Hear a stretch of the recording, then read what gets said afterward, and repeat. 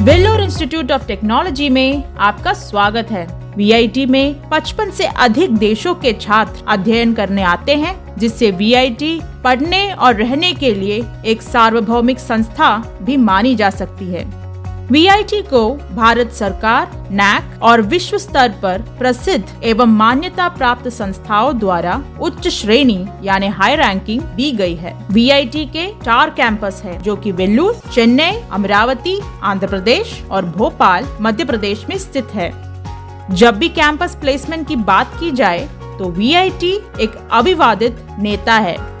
2022 के बैच के लिए आज की तारीख में 930 कंपनियों ने हमारे कैंपसों का दौरा किया है और हमारे छात्रों को 13,239 प्रस्ताव दिए गए हैं, जिनमें सबसे अधिक वेतन 75 लाख रुपए प्रति वर्ष थी।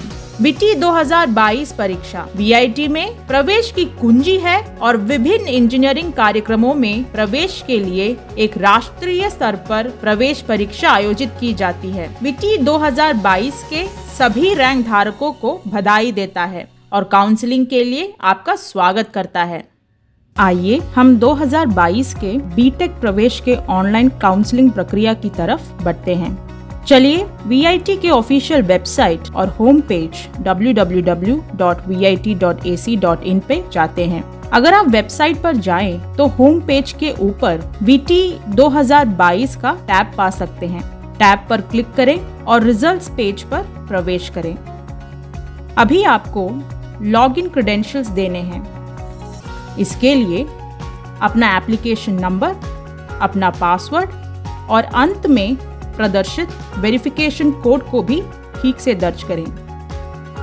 अभी आप सबमिट बटन पर क्लिक करें और ये आपको रैंक पेज पर ले जाएगा, जहां आपने अपने रिजल्ट्स पहले ही देख लिए होंगे। इसके बाद आप काउंसलिंग इंस्ट्रक्शंस टैब पर क्लिक करें, जहां आप अपनी एलिजिबिलिटी क्राइटेरिया, काउंसलिंग फी की डिटेल्स भी प्राप्त कर सकते हैं। अब आप नीचे स्क्रॉल करें और ऑनलाइन काउंसलिंग सिस्टम के निर्देश प्राप्त करें। कृपया आगे बढ़ने से पहले सभी निर्देशों को ध्यान से पढ़ें। अब काउंसलिंग फी टैब पर क्लिक करें ताकि आप काउंसलिंग फी का भुगतान कर पाएं, जो कि 5,900 रुपए है। पेमेंट के सफल समापन पर एक रसीद तैयार की जाएगी। अब आप इम्पोर्टेंट डेट्स टैब पर क्लिक करें। ये आपको रैंक के आधार पर व्यवस्थित की गई काउंसलिंग शेड्यूल दिखाएगा। आपको अपने वीटी रैंक के आधार पर शेड्यूल दिया जाएगा और उसके अनुसार ही आपको ऑनलाइन काउंसलिंग में शामिल होना होगा। आप निर्धारित समय के अंदर कभी भी अपने चॉइसेस भर सकते हैं। चॉइस फिलिंग सीट प्रथम आगमन प्रथम सेवा यानी first come first serve basis पर आधारित नहीं है। अलॉटमेंट आपकी वीटी रैंक के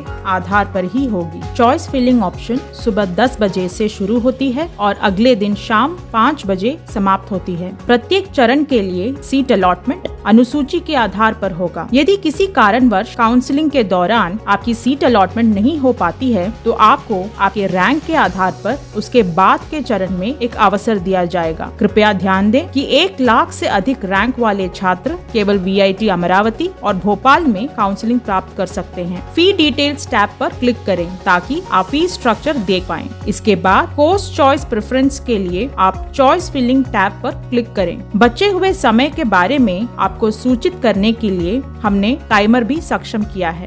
आप जितने चाहें उतने चॉइसेस दे सकते हैं, यानी कोर्सेस चूज कर सकते हैं। यदि आपके ड्रॉप डाउन मेनू में लोअर फी कैटेगरी उपलब्ध नहीं है तो इसका मतलब ये है कि संबंधित श्रेणी पहले से ही भरी हुई है। जैसा कि आप देख सकते हैं, कोई अलग सबमिट बटन नहीं है। आपकी रजिस्टर्ड चॉइस स्वचालित रूप से लॉक हो जाएगी। काउंसलिंग चॉइस भरने के समय समाप्त हो जाने के बाद आप अपनी चॉइस को कितने भी बार एडिट कर सकते हैं। जैसा कि पहले कहा गया है, छात्र जिन्होंने 1 लाख से ऊपर रैंक प्राप्त किया है वह केवल वीआईटी अमरावती और भोपाल में काउंसलिंग प्राप्त कर सकते हैं। इसके बाद चलिए हम चॉइस फिलिंग ऑप्शन की ओर बढ़ते हैं। जैसा कि आपको दिख रहा है, डिफॉल्ट रूप से बीटेक प्रोग्राम ही सेट किया गया है। कैंपस ऑप्शन के तहत आप अपने पसंदीदा कैंपस में से किसी भी कैंपस को चुन सकते हैं। उदाहरण के लिए, यदि आप वेल्लूर कैंपस चुनते हैं और कोर ब्रांच पर जाते हैं तो आप सभी उपलब्ध कोर और स्पेशलाइजेशन ब्रांचेस को देख सकते हैं। आप अपनी पहली चॉइस के रूप में अपनी सबसे पसंदीदा ब्रांच को चुन सकते हैं। फी कैटेगरी के तहत आपको ड्रॉप डाउन में उपलब्ध लोवेस्ट कैटेगरी को सिलेक्ट करना होगा। कृपया ध्यान दें कि यदि उसी शाखा के लिए लोवेस्ट कैटेगरी उपलब्ध है तो आप हायर कैटेगरी को सेलेक्ट नहीं कर सकते। यदि आप ऐसा करते हैं तो सिस्टम इसकी अनुमति नहीं देगा। तो हम उसी उदाहरण पर वापस जाएंगे और उपलब्ध लोवेस्ट कैटेगरी को ही चुनेंगे।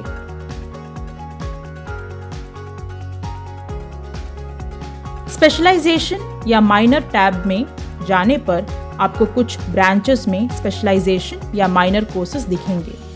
कृपया जांचें कि क्या आपकी पसंदीदा शाखा में ऐसे पाठ्यक्रम हैं। आप उपलब्ध कोर्स या स्पेशलाइजेशन का चयन कर सकते हैं।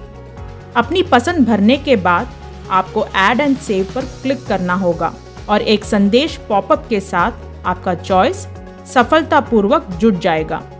इसी तरह आप अपनी पसंद की किसी भी प्रोग्राम को ऐड कर सकते हैं। आप अपनी ओर से चुनी हुई प्रोग्राम की सूची देख सकते हैं।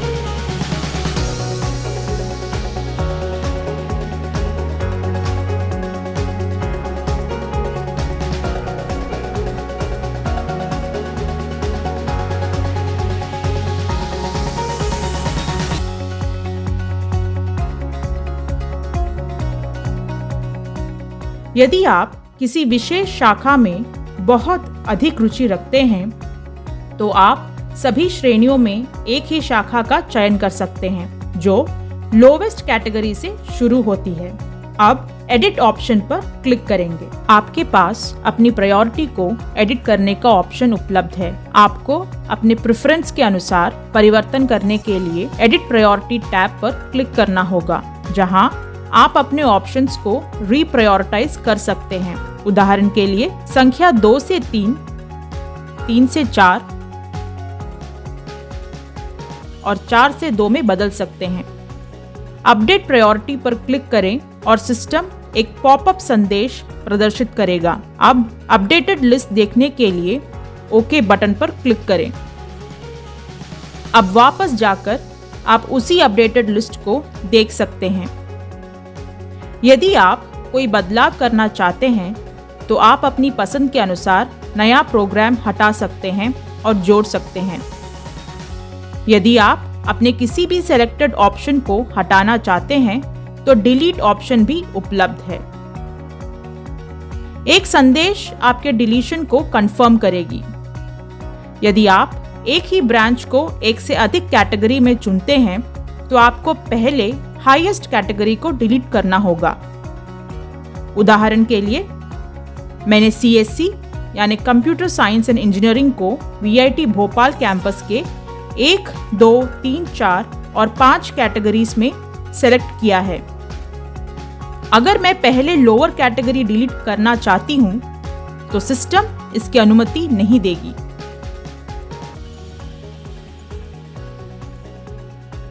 यदि आपने किसी विशेष शाखा के लिए सभी फी कैटेगरीज को सेलेक्ट किया है तो वह शाखा ड्रॉप डाउन मेनू में भी उपलब्ध नहीं होगी।